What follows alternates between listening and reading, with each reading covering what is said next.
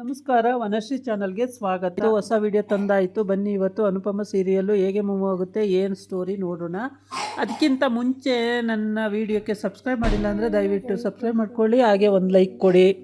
ಇವತ್ತು ಅನುಪಮ ಮನೆಯಲ್ಲಿ ಎಲ್ಲರೂ ಕಾಂಪಿಟೇಷನ್ನಿಗೆ ಹೋಗೋದು ಅಂತ, ಡ್ಯಾನ್ಸು ಅಥವಾ ಏನೇನಾರು ಆ್ಯಕ್ಟಿವಿಟೀಸು ಆ ಥರ.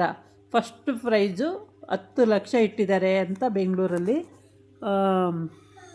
ಕರೆದಿದ್ದಾರೆ. ಹಂಗಾಗ್ಬಿಟ್ಟು 3-4 ದಿನದಿಂದ ಎಲ್ಲರೂ ಪ್ರಾಕ್ಟೀಸ್ ಮಾಡಿದ್ದು, ಡ್ರೆಸ್ ಹಾಕಿದ್ದು, ಎಲ್ಲರೂ ದೇವ್ರ ಹತ್ರ ಕೇಳಿದ್ದು, ಎಲ್ಲ ರೆಡಿಯಾಗಿ ರಾತ್ರಿ ಎಲ್ಲ ಡ್ಯಾನ್ಸ್ ಮಾಡೋದೆ, ಮ್ಯೂಸಿಕ್ ಹಾಕ್ಕೊಂಡು. ಆ ರೀತಿ ಎಲ್ಲ ಮಾಡಿ ಎಲ್ಲ ಅವರ ರೂಮಲ್ಲಿ ಡ್ಯಾನ್ಸ್ ಮಾಡಿದ್ದೆಯಾ, ಕುಣಿದಿದ್ದೆಯಾ, ಬ್ಯೂಟಿ ಪಾರ್ಲರಿಗೆ ಹೋಗಿದ್ದೆಯಾ, ಎಲ್ಲ ರೆಡಿ ಮಾಡಿಕೊಂಡು ಪರಿನೂ ಕೂಡ ಎಲ್ಲರೂ 4 ಜನನೂ ಭಾಗವಹಿಸಿದ್ದಾರೆ. ರಾಯ್ ಸೇರಿ 5, ಪ್ರೇಮ್ ಸೇರಿ 6 ಜನನೂ ಭಾಗವಹಿಸ್ತಿದ್ದಾರೆ. ಆದರೆ ಇದರಲ್ಲಿ ಯಾರು ಗೆಲ್ತಾರೆ ಅನ್ನೋದು ಮುಖ್ಯ, ಇಂಪಾರ್ಟೆಂಟ್ ಆಗಿರುತ್ತೆ. ಆಶೀರ್ವಾದ ತಗೊಳ್ಳೋಕ್ಕೆ ಹೋದಾಗ ಎಲ್ಲರೂ ಸೇರಿ ಆಶೀರ್ವಾದ ಮಾಡ್ತಾಳೆ ಅನುಪಮ. ಅದಕ್ಕೆ ರಾಯಿಗೆ ಸಿಟ್ಟು ಬಂದುಬಿಡುತ್ತೆ. ನಾನು ಮಗಳು ಅಂತೀರ, ನನ್ನೊಬ್ಳಿಗೆ ಆಶೀರ್ವಾದ ಮಾಡೋಕ್ಕೆ ನಿಮಗೆ ಆಗಲಿಲ್ಲ, ಆದರೆ ಎಲ್ಲರೂ ಸೇರಿ ಆಶೀರ್ವಾದ ಮಾಡ್ತಾಯಿದ್ದೀರಲ್ಲ, ಅವ್ರ ಮಕ್ಕಳಿಗೆ ಆಶೀರ್ವಾದ ಮಾಡ್ತಿದ್ದಾರೆ. ನನ್ನ ಮಗಳೇ ಗೆದ್ದು ಬರಲಿ ಅಂತ. ನೀವು ಆಸೆ ಇಲ್ಲ, ನಿಮಗೆ ಮಗಳು ಅನ್ನೋ ಆಸೆ ಇಲ್ಲ, ಸುಮ್ಮನೆ ಬೂಟಾಟಿಕೆಯಾಗಿ ಮಾತಾಡ್ತೀರ ಅಷ್ಟೇ ಅಂಥೇಳಿ. ಪ್ರೇಮ ಅದೆಲ್ಲ ಕೇಳಿಸ್ಕೊಳ್ತಲೇ ಇರ್ತಾನೆ. ಆದರೆ ಅವನೇನು ಮಾತಾಡಲ್ಲ, ಸುಮ್ಮನಿರ್ತಾನೆ. ಮೊದಲೊಂದು ಸಲ ಏನೇನೋ ಇದು ಮಾಡೋಕ್ಕೋಗಿ, ಡ್ಯಾನ್ಸ್ ಪ್ರಾಕ್ಟೀಸ್ ಅಲ್ಲೋಗಿ, ಪಬ್ಗೋಗಿ ಅಲ್ಲಿ ಸಿಗಾಕೊಂಡು, ಅಲ್ಲಿ ಬೈಸ್ಕೊಂಡು, ರಾತ್ರಿ ಎಲ್ಲ ಆಚೆ ಕಡೆ ಇದ್ದು, ಆಮೇಲೆ ಬಂದು ಸಾರಿ ಕೇಳಿ, ಅದೆಲ್ಲ ಯಾಕೆ ರಾಮಾಯಣ ಅಂತೇಳ್ಬಿಟ್ಟು ಅವ್ನ ಪಾಡಿಗೆ ಅವ್ನು ಸುಮ್ಮನಿರ್ತಾನೆ. ಈ ಲಲಿತಾ ಅಜ್ಜಿ ಏನು ಮಾಡ್ತಾಳೆ, 3 ಮಕ್ಕಳು ಗೆಲ್ಲಬೇಕು, ಇನ್ನಿಬ್ಬರು ಗೆಲ್ಲಬಾರ್ದು ಅಂತ ಆಶೀರ್ವಾದ ಮಾಡ್ತಾಳೆ. ಅದಕ್ಕೆ ಅತ್ತೆ ತಪ್ಪಲ್ವಾ ಅಂತೇಳಿ ಕೇಳ್ತಾಳೆ ಅನುಪಮ. ಆದರೆ ಏನಿಲ್ಲ, ನನಗೆ 3 ಜನ ಗೆದ್ದರೆ ಸಾಕು, ಬೇರೆಯವ್ರು ನನಗೇನು ಕಟ್ಕೊಂಡು ಅಂತಾಳೆ. ಸರಿ ಬಿಡಿ ಹೋಗಲಿ, ನಿಮಗೆ ಎಷ್ಟು ಬುದ್ಧಿ ಹೇಳಿದ್ರು ಅಷ್ಟೇ ಅಂತೇಳಿ ಸುಮ್ಮನಾಗ್ತಾಳೆ. ಆಮೇಲೆ ರಾಯಿ ಡ್ರೆಸ್ಸೆಲ್ಲ ಮಾಡಿಕೊಂಡು ರೆಡಿ ಆಗ್ತಾಳೆ. ರೆಡಿ ಆದ್ರೂ ಅನುಪಮ ಹತ್ರ ಏನೂ ಕೇಳಲ್ಲ. ಅನುಪಮ ಆಶೀರ್ವಾದನೂ ತಗೊಳ್ಳಲ್ಲ. ಅನುಪಮ ಅವರೇ, ನೀವೇನು ನನಗೆ ಆಶೀರ್ವಾದ ಮಾಡೋದು ಬೇಡ, ದೇವರಿದ್ದಾನೆ ನನಗೆ ಆಶೀರ್ವಾದ ಮಾಡೋಕ್ಕೆ ಅಂತ ಹೇಳ್ಬಿಟ್ಟು ಅವಳು ಹಾಗೆ ಹೊರಟುಬಿಡ್ತಾಳೆ. ಪ್ರೇಮನೂ ಹೊರಡ್ತಾನೆ. ಇನ್ನು ಇರೋವರೆಲ್ಲ ಅಜ್ಜಿ ಕಾಲಿಗೆ, ಅಮ್ಮನ ಕಾಲಿಗೆ, ಅಪ್ಪನ ಕಾಲಿಗೆಲ್ಲ ಬಿದ್ದು ಆಶೀರ್ವಾದ ತಗೊಂಡು ಎಲ್ಲರೂ ಹೊರಡ್ತಾರೆ. ಅಲ್ಲಿ ಹೋಗ್ತಾರೆ ಸ್ಟೇಜ್ ಮೇಕೆ ಹೋದಾಗ ಸ್ಯಾಂಡಲ್ವುಡ್ಡು ಸೆಲೆಬ್ರಿಟಿ ನಟಿ ಒಬ್ಬರನ್ನ ಕರೀತಾರೆ, ಸ್ಯಾಂಡಲ್ವುಡ್ಡು ಸೆಲೆಬ್ರಿಟಿ ನಟನೊಬ್ಬರನ್ನ ಕರೀತಾರೆ ಸ್ಟೇಜ್ ಮೇಕೆ. ಆಮೇಲೆ ಯೂಟ್ಯೂಬರು ಅನುಪಮ, ಅಡುಗೆಯಲ್ಲಿ ಪ್ರವೀಣೆ ಅಂತೇಳ್ಬಿಟ್ಟು ಅನುಪಮನ್ನು ಕರೀತಾರೆ. ಅನುಪಮನ ಕರೆದಾಗ ರಾಯಿಗೆ ಅಳು ಬಂದ್ಬಿಡುತ್ತೆ.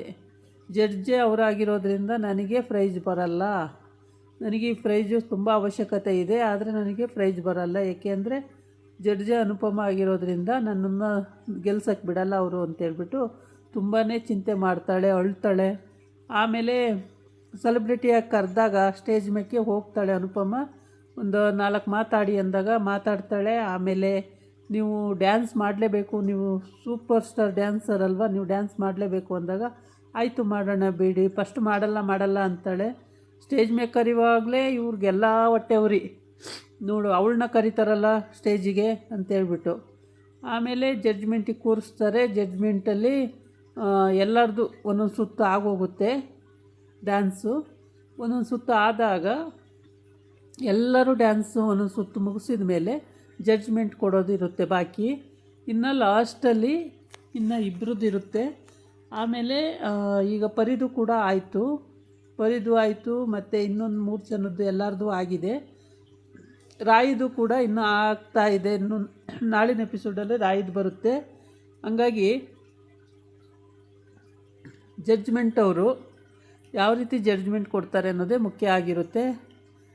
ಇಲ್ಲಿ ಅನುಪಮ ಹೇಗೆ ಜಡ್ಜ್ಮೆಂಟ್ ಕೊಡ್ತಾಳೆ ಅನ್ನೋದು ಮುಖ್ಯ ಇಂಪಾರ್ಟೆಂಟ್ ಆಗಿರುತ್ತೆ. ಇಲ್ಲಿ ಮತ್ತೆ ಅವಳಿಗೆ ದ್ವೇಷ ಹುಟ್ಟುತ್ತೆ ಏನೋ, ಏಕೆಂದರೆ ರಾಯಿ ಸೋತರೆ ನಿಜವಾಗ್ಲೂ ಬೇಕು ಅಂತಲೇ ನನ್ನ ಸೋಲಿಸಿದ್ಲು ಅನುಪಮ ಅಂತ ಆಗುತ್ತೆ. ಆವಾಗ ಇನ್ನೂ ದ್ವೇಷ ಜಾಸ್ತಿ ಆಗುತ್ತೆ.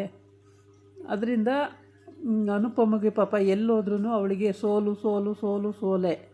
ಈ ಕಡೆ ಬಂದರೂ ಸೋಲ್ತಾಳೆ, ಮನೆಗೆ ಹೋದರೂ ಸೋಲ್ತಾಳೆ, ಮಗಳ ವಿಷಯದಲ್ಲೂ ಸೋಲ್ತಾಳೆ. ನಾನು ದ್ವಾರಕಾ ದೇಶದಲ್ಲಿದ್ದೆ, ಆರಾಮಾಗಿದ್ದೆ, ನನ್ನನ್ನು ಇಲ್ಲಿ ಕರ್ಕೊಬಂದು ನಾನು ದುಡಿಬೇಕು.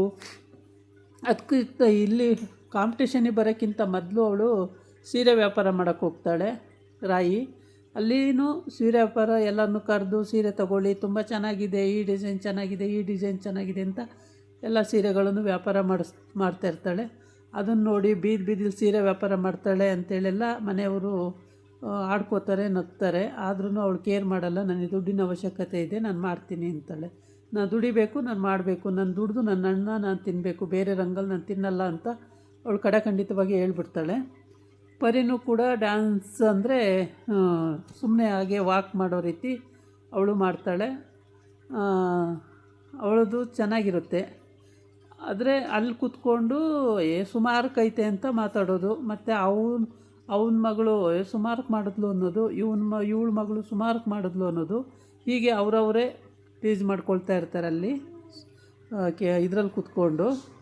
ಆದರೆ ಅದು ಯಾವುದನ್ನು ಗಣನೆಗೆ ತಗೊಳ್ದಂಗೆ ಅನುಪಮ ತೀರ್ಪು ಕೊಡಬೇಕಾಗುತ್ತೆ. ಅನುಪಮ ಮತ್ತು ಇನ್ನಿಬ್ಬರು ಜಡ್ಜ್ಗಳು ತೀರ್ಪು ಕೊಡಬೇಕಾಗುತ್ತೆ. ಆ ತೀರ್ಪಲ್ಲಿ ಏನು ಬರುತ್ತೆ ನೋಡಬೇಕು.